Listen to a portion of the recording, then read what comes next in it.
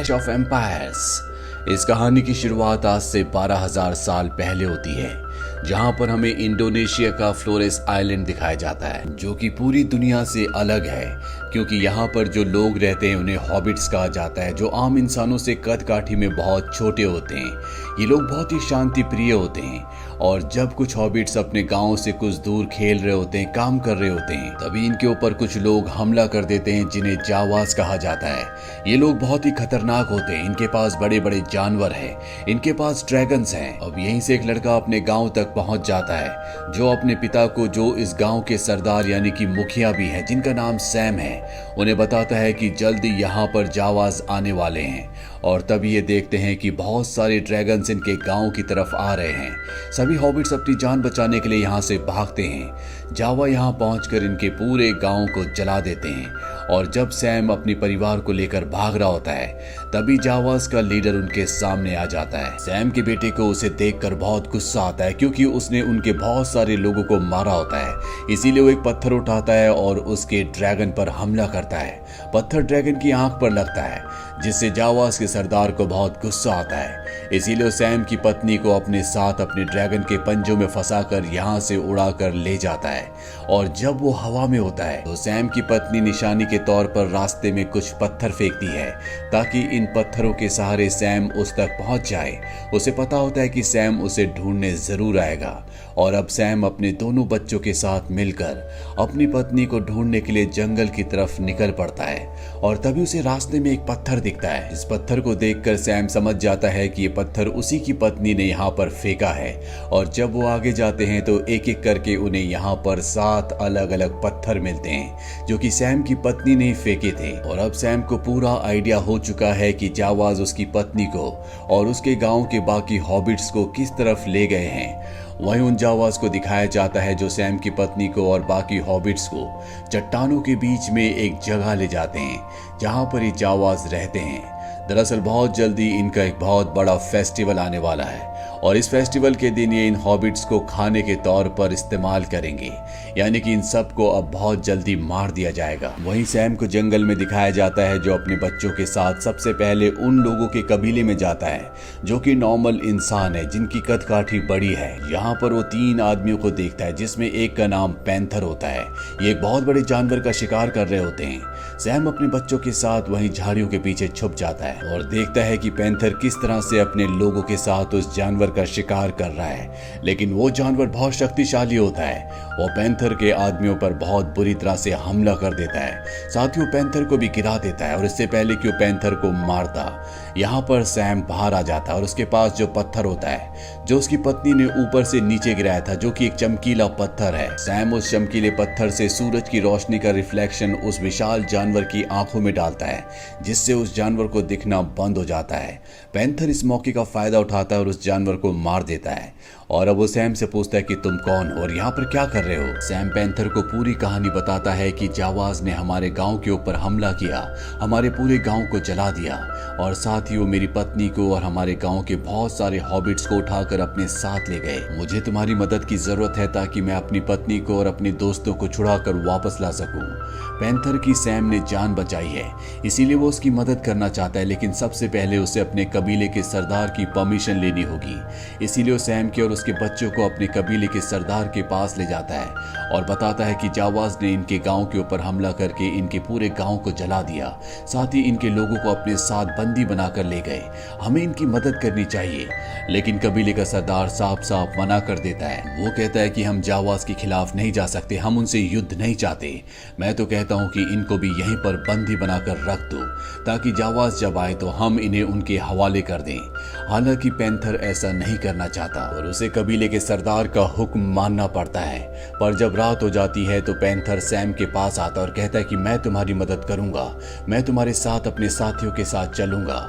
इसके बाद वो सैम को और उसके बच्चों को छुड़ाकर अपने साथियों के साथ यहाँ से उस तरफ निकल पड़ता है जहाँ जावाज रहते हैं। पर जब ये सब के सब रास्ते में होते हैं तभी इनमें से एक का पैर एक ट्रैप में फंस जाता है और इससे पहले कि अपने साथी को यहाँ से छुड़ा दे इनके सामने एक बहुत बड़ी मकड़ी आ जाती है। वो इनके ऊपर हमला करती है लेकिन पैंथर अपने भाले से उसे मार देता है। इन्हें लगता है कि ये उस मकड़ी से बच गए और अगले पल यहाँ पर उससे भी बड़े आकार की मकड़ी आ जाती है। इन सब के हौसले पस्त हो जाते हैं। इन्हें लगता है कि अब इन सब की जान चली जाएगी, पर वो बड़ी मकड़ी छोटी मकड़ी को जिसे अभी अभी पैंथर ने मारा होता है उसे उठाकर अपने साथ ले जाती है और इस तरह से इन सब की जान बच जाती है। वहीं जावास के कबीले को दिखाया जाता है जहाँ पर सैम की पत्नी और बाकी हॉबिट्स को बंदी बनाकर रखा गया है। यहाँ पर एक और हॉबिट होता है जो जावास का गुलाम है, उनके लिए काम करता है। वो सैम की पत्नी के पास आता है और उसे बताता है कि जब पूरे चांद की रात होगी तो जावास तुम्हें मारकर अपना भोजन बना लेंगे। वहीं हमें सैम, पैंथर और उनके साथियों को दिखाया जाता है जो लगातार जावास के कबीले की तरफ बढ़ रहे होते हैं। रास्ते में इन्हें एक जगह मिलती है जहां पर खाना बनाने का सामान होता है। ये समझ जाते हैं कि जावास यहाँ पर रुके थे, उन्होंने अपने लिए खाना बनाया था। लेकिन तभी पैंथर के एक साथी का पैर एक ट्रैप पर पड़ जाता है जिससे उसकी मृत्यु हो जाती है। पैंथर चाहकर भी अपने साथी की मदद नहीं कर पाया होता। इसके बाद उसे दफना कर ये सब के सब अब जावास के कबीले की तरफ आगे बढ़ना शुरू कर देते हैं। वहीं जावास के कबीले में वो हॉबिट जो जावास का गुलाम है वो सैम की पत्नी को बताता है कि जावास को पता चला है कि कुछ लोग इनका पीछा करते हुए इनके कबीले तक आ रहे हैं। सैम की पत्नी समझ जाती है कि ये और कोई नहीं बल्कि सैम ही है। वहीं पैंथर, उसकी साथी सैम और उसके बच्चे अब कबीले तक पहुंच जाते हैं लेकिन वो देखते हैं कि कबीले के बाहर बहुत बड़े बड़े मॉन्स्टर हैं। दरअसल ये बहुत बड़ी बड़ी छिपकलियां होती है जो सो रही होती है और जब ये चुपके से उनके आगे से की कोशिश करते हैं तो ये दोनों की दोनों मॉन्स्टर छिपकलियां उठ जाती है और इनके ऊपर हमला कर देती है। पर पैंथर और ये सब मिलकर इन मॉन्स्टर छिपकलियों का सामना करते हैं और इन दोनों को मार देते हैं। लेकिन इस पूरी लड़ाई में पैंथर के शरीर में छिपकली का दांत कट गया होता है जिससे उसके शरीर में लगातार जहर बढ़ रहा होता है। अब उसके अंदर इतनी हिम्मत नहीं है कि वो आगे बढ़ सके। सैम पैंथर को एक पत्थर के सहारे बिठा देता है और अपने बेटे से कहता है कि तुम्हें पैंथर का ध्यान रखना होगा, अब मैं यहाँ से अकेले ही आगे बढ़ूंगा। यहाँ से सैम अकेला ही आगे निकल जाता है लेकिन उसका बेटा भी उसके पीछे पीछे आ जाता है। वहीं पैंथर जो बहुत ज्यादा जख्मी है, जिसकी हालत बहुत ज्यादा खराब है, सैम की बेटी उसका ध्यान रख रही होती है। दरअसल उसे जड़ी बूटियों की बहुत ज्यादा नॉलेज है, वो जानती है कि पैंथर को कैसे ठीक करना है। वहीं सैम और उसके बेटे को दिखाया जाता है अब जो कबीले के बिल्कुल पास पहुंच चुके हैं। वहां पर वो बहुत सारे जावास को देखते हैं। उनसे छुपने के लिए सैम और उसका बेटा एक गुफा के बाहर जाते हैं। सैम अपने बेटे से कहता है कि तुम्हें बाहर पहरा देना होगा, मैं अंदर जा रहा हूँ, और सैम गुफा के अंदर चला जाता है। ये वही जगह होती है जहां पर जावास ने सैम की पत्नी को और बाकी हॉबिट्स को बंदी बनाकर रखा हुआ है। वहीं पैंथर को दिखाया जाता है जिसके अंदर उस विशाल मॉन्स्टर छिपकली का दांत फंसा हुआ है जिस वजह से लगातार उसकी हालत खराब हो रही होती है।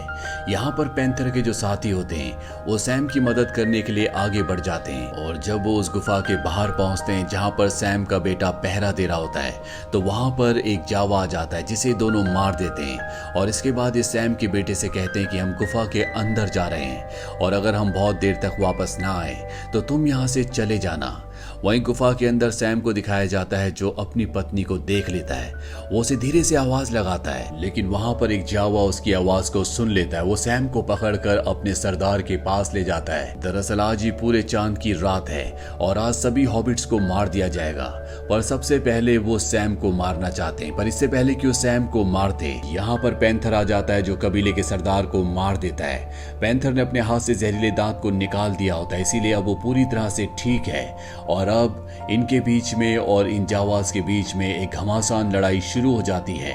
सैम अपनी पत्नी को ढूंढने के लिए चला जाता है। पैंथर अपने साथियों के साथ जावास से लड़ रहा होता है। पैंथर, उसकी साथी और यहाँ पर जितने भी हॉबिट्स होते हैं जिन्हें इन्होंने आजाद करवाया है, ये जावास से लड़ रहे होते हैं लेकिन इनसे जीतना इतना आसान नहीं है क्योंकि इनके पास बड़े बड़े ड्रैगन्स हैं। पर तभी पैंथर देखता है कि उसके कबीले का सरदार अपने साथियों के साथ यहाँ तक पहुँच चुका है। दरअसल वो भी इनकी मदद करना चाहता है और इसके बाद ये सब के सब मिलकर जावास के ऊपर हमला कर देते हैं। लेकिन इसी मुठभेड़ में पैंथर के सरदार की मृत्यु हो जाती है। वहीं सैम को दिखाया जाता है जो अपनी पत्नी को ढूंढ लेता है जो एक गड्ढे में गिरी होती है वो बड़ी मुश्किल से अपनी पत्नी को बाहर निकालता है और उस जगह से बाहर आ जाता है जहां पर वो अपने बच्चों से भी मिलता है। यहाँ पर जावास को पूरी तरह से खत्म कर दिया गया है। अब क्योंकि पैंथर के कबीले का सरदार इस दुनिया में नहीं रहा, इसीलिए पैंथर को कबीले का सरदार बना दिया जाता है। और इसके बाद सैम अपने परिवार के साथ, अपने हॉबिट दोस्तों के साथ अपने रास्ते निकल जाता है और पैंथर जो कि अपने कबीले का नया सरदार है वो भी अपने कबीले की तरफ निकल पड़ता है। इसी के साथ ये कहानी यहीं पर खत्म हो जाती है।